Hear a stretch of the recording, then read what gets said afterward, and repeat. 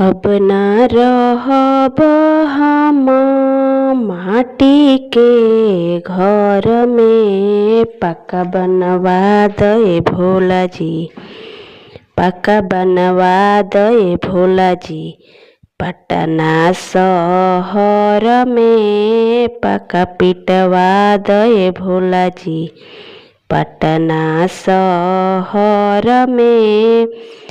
सोने के सिंहासन गुरुजी रतन जड़इबो हो, सोने के सिंहासन गुरुजी रतन जड़इबो हो।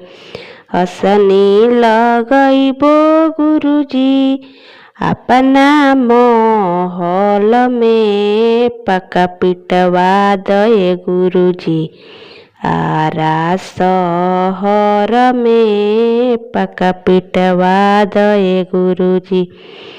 सोने के सुराही में गंगा जल मगइबो हो, सोने के सुराही में गंगा जल मगइबो हो।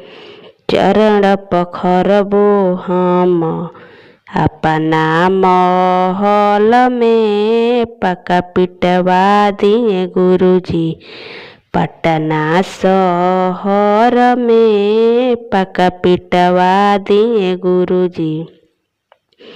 अब ना रहब गुरुजी माटी के घर में, पक्का पिटवा दे गुरुजी पटना शहर में, पक्का पिटवा दे गुरुजी। भांग धतुरवा हम बाजार से मंगवनी हो, भंगिया धतुरवा हम बाजार से मंगवनी हो। भोगवा लगाइब हम अपना महल में, भोगवा लगाइब हम अपना महल में, पक्का पिटवा दे गुरुजी पटना शहर में, पक्का पिटवा दे गुरुजी।